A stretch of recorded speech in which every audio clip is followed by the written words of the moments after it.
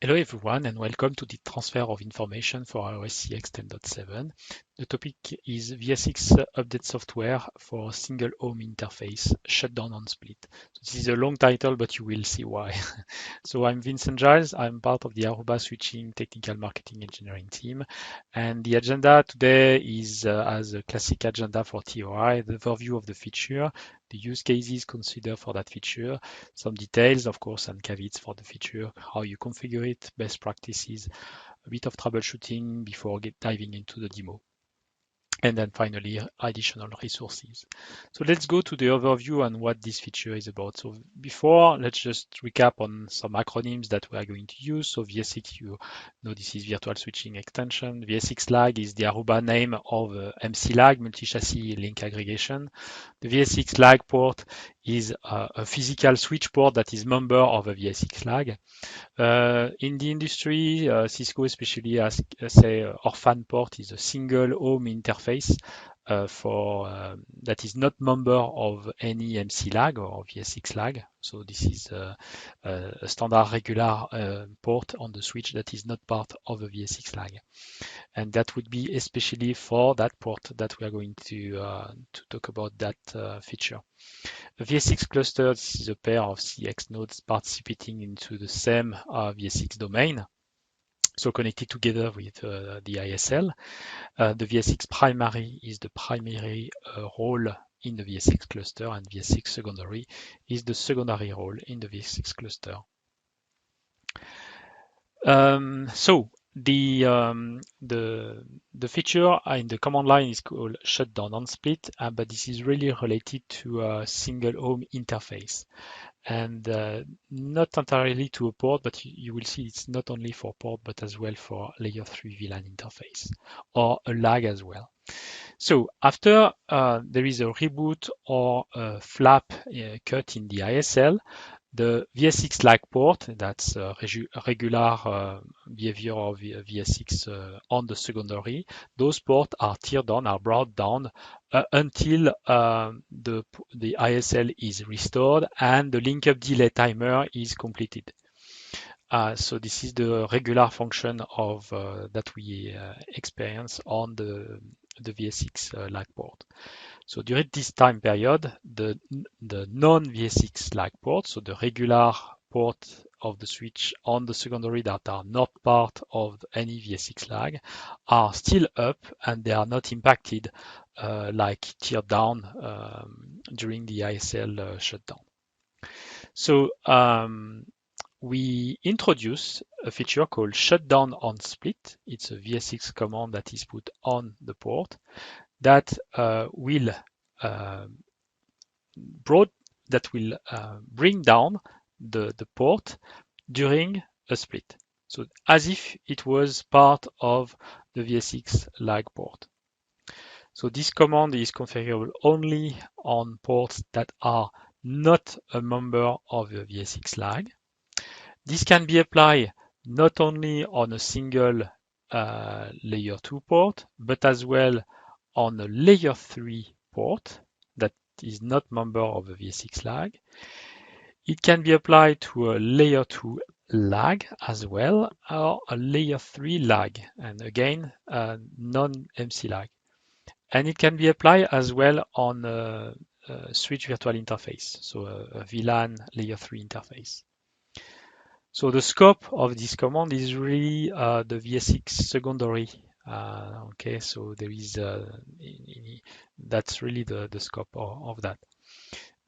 This command during the split has no effect if it would be configured on the VSX primary.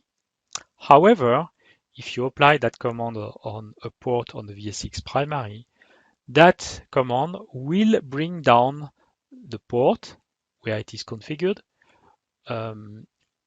if the primary is rebooting and joining an existing VSX cluster where the secondary is up for a while.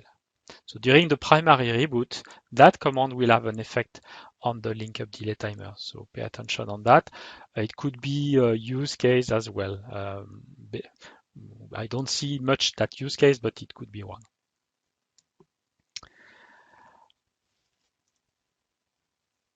So let's talk about the use case. Why should I use VSX shutdown on split? And especially for those non-VSX lag port. When should those non-VSX lag port be shut down? On the left side, you have a case where I've got firewalls, so a regular cluster of firewall in an active standby mode. Some people may have some operational difference between switch and some firewall, different teams, and maybe a need to have some testing being performed or simply an upgrade of a firewall. So it may happen that the active firewall is not in front of the primary, VSX primary, but in front of the VSX secondary. And it may happen that it's not full mesh. So the only one uplink from the VSX primary and one uplink for the VSX secondary. In that case, we may face a situation where if the active firewall is single connected to the VSX secondary and there is a split of the ISL, that active firewall will still see the downlink up on the VSX secondary because that port is not part of a VSX lag. So there are some workarounds. We can create an artificial VSX lag, that port being part of, but that would be layer 2 only. So it does not work for all the case. And there is also, and I will talk about that, there is an NAE script that can be used as well. So this come to a situation where if there is a split, there is a black hole because actually the access switches will be connected to the primary, but the primary will not have the active connectivity to the firewall because firewall 1 is standby. So this is a use case that we saw in some customers. The second use case that I'm documenting here is the one with let's say a server that has an active and standby NIC card instead of link aggregation LACP being used on the driver of the NIC cards. Let's say that you have a regular active and standby, and this is the same. Imagine that we have the active card that is connected to the secondary. For whatever reason, if the ISL is getting split, then you have the port that is part of a regular layer 2 port that is not a port part of the VSX lag will not be teared down by the shutdown of the ISL. So for that, it might be useful to use that new command. The workaround that I was mentioning before is an NAE script that has been written by the TME team. You can double click on it and you will be able to see that. It's more for, I would say, educational purpose than any production usage. That script has never been published to Aruba Solution Exchange. So detail of the solution. So we have in OVSDB, we have a port table that get all the states of the port, and inside that that table you have a VSX shutdown on split key, where the value is either true or false. That would be what is configured in the CLI. So false is by default the fact that the interface will stay up on the VSX secondary if the ISL is shut down. The platform support for that is all the platforms supporting VSX, so 6400, 8320, 8325, 8360, and 8400. The configuration is quite simple. It's just VSX space shutdown on split that is applied on the interface. So it can be applied either on the physical interface, so layer 2 or layer 3. It can apply on the lag interface, again, layer 2 lag or layer 3 lag. And it can apply as well on the SVI. So either an SVI that is related to single homed no ports that are part of a VSX lag, or for as well an SVI that is associated to a VLAN that has that is transported over a VSX lag. In order to remove the command, you simply do a no VSX shutdown on split. This is what is not supported. So in case of we have a multi-chassis configuration, there is no way to apply that to multi-chassis. So if you do that command on a multi-chassis lag, you will get an error message, cannot configure shutdown on split on multi-chassis lag. The same for ISL. If you try to apply that on the lag that is the ISL, you cannot do it. Then, in terms of API, you have the same capability on API than on the CLI with Swagger interface. This is the detail of the curl command that you can apply as a put in order to configure that for a given interface. So here I take the interface 1127, and this is the JSON structure for the data set that I'm passing on for the parameters. So this is a traditional get and put that you do, and here you will see the highlighted key that I'm modifying is the VSX shut on split set to true if I want to enable that. The best practices, in most of the case, you do not need that feature, right? So we saw the previous use cases. It's quite a niche use case, but it really may happen for, again, if there is single home device. So the specific use case is for single home active connection connected to the VSX secondary, through the VSX secondary. So you, for that, you will identify the port that must be turned on during the VSX split, or as well for the link-up delay phase after the reboot. As I mentioned, that specific one for link-up delay phase after reboot will apply not only on VSX secondary, but as well on VSX primary. If this is a layer 2 port, it's recommended to identify the associated SVI and see if that SVI must be turned on as well or not. So this is completely dependent on the design of the customer and the network. So if the associated VLAN that is part of the port needs to be are kept up or not, you need to understand if you want to have the SVI that is turned on. So pay attention that you may have port up and SVI down. If you activate that on the SVI, in that case, the routing will not work on those ports. So that can be something to investigate if this is desired or not. There is no rules or guidance here. It's completely specific to customer need. In terms of troubleshooting, we have a show VSX status shutdown on split. That's a new command that will allow you to see if the interface is disabled or enabled. So here, typically, I take on purpose an example where there is no split, but you can still see that there is a disable simply because there is no transceiver on that port. And you have the enable on that interface. This is the interface on which I configure VSX shutdown on split. Again, the first one, there is no transceiver, so it's disabled by default. And the other one is enabled. And during a split, you see that 1137 is disabled. You have another way to see that. That would be show interface brief. I will show you that. Show VSX status link up delay. That command is not new. However, the output of the command has been enhanced with extra information, that is interface enabled for shutdown on split, that will be brought up after the link up delay, after the delay timer expired.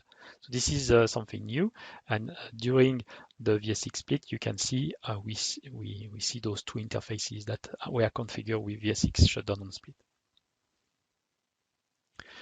Show interface, again, now you see that you have disabled by VSX as the regular reason of getting interface down during a VSX event.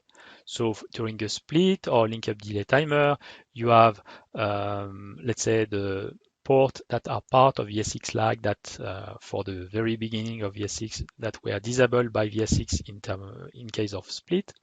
The associated SVI of a VLAN that is transported by such a VSX lag that are disabled by VSX. And now on top, you have the physical ports that are single homed, not part of a VSX lag, but with the VSX shutdown on split, that would be brought down. To troubleshoot, you have monitoring through OVS VSCTL command, and you will be able to see the key and the value of that key in the OVSDB table, if this is properly enabled on the interface or not. If the interface is not going down during the split, we check again in the OVSDB if the VSX force shutdown is set to true or not. So this is a way to make sure that from the software standpoint, it is properly configured during the VSX split. If the same, if after the link up delay timer is completed, we check if that keyword, if that value, that key is false. That should be the case. It should be recovering after the link up delay timer is completed. And if there is, if the interface is not part of a VSX lag, that should be, the value should be empty. So let's dive now to the demo. So the demonstration, the topology that I'm using is a pair of CX nodes inside the VSX cluster here. And I've got one uplink on that 8325-2, which is the VSX secondary. So in a nutshell, I do a show VSX brief, show VSX status, just to show you those two. And then the number of MC lags interface are 2. And you have the new command, show VSX status shutdown on split, and you will see 1137 is enabled and part of that candidate interface that will be shut down if there is a split. So nominal situation, that interface is up. During a split, I will do and process the same exact show command. You will see that this interface is down and it is disabled by VSX. So this is my VSX primary. So this is the 10.7 engineering code. So this is the status of my VSX. Okay, and now let's go to the secondary status, and then I've got VSX. I've got shutdown on split. Okay, so this is the new command in order to see if I do a show run interface. You see that on interface 1137, I've got that command. So for time being, that interface is a layer 3 interface. Okay, it's in routing mode. Right. And what I can do a show LLDP neighbor. And we have on that interface an equipment that is connected behind. Okay, so now what I'm going to do, I'm going to shut the ISL. Before doing that, I'm connected to the secondary as well here, and on start shell, I will check and monitor the OVSDB table to see if there is anything that is forcing that port to get up or down. So here you see that first force shutdown is false, so that port is up. Now let's go to the configuration. So I can, before do a show LSCP interface. So you see those MC lags that are regular VSX lag configure that they will turn down during the split. I can do the same here on the primary. So let's now shut the ISL. So the ISL is lag at 256. Okay, now I can check again the LSCP. So LSCP is down for the MC lag and still up on the VSX primary as expected. Now I can do a show VSX status shutdown on split, and you see that this port is now disabled. Previously it was enabled. I have it here, yes. So and now the interface state, so show interface 37, state information disabled by VSX. If I do a show interface brief, we see all the ports that are disabled by VSX due to that split here. So this is those ports are port of the VSX lag, so as expected before. And then we have disabled by VSX for 1137, which is where I configure that command. So this works as expected. I can also check in OVSDB that now the force shutdown is set to true. If I restore the ISL,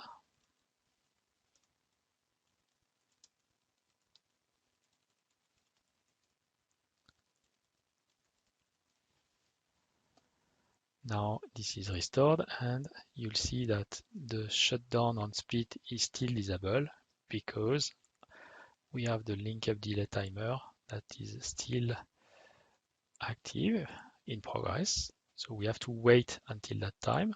You see as well that on the show VSX status link up delay timer, you have the interface enabled for shutdown on split will be brought down after the link up delay timer expire. So this is that interface. We can still monitor through OVSDB is set to true. We have to wait up to 3 minutes to get that turn on.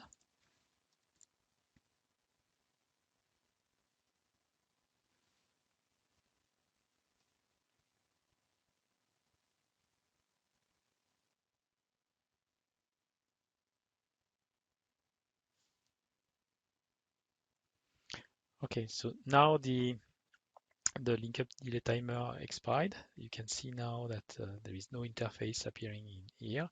So we can now check on the OVSDB. Now the force shutdown is back to false. If I do a show run show interface brief, you'll see that interface 1137 is still up, is back up. So work as expected. So this is the end of that demonstration showing the new functionality. Thank you very much for your attention.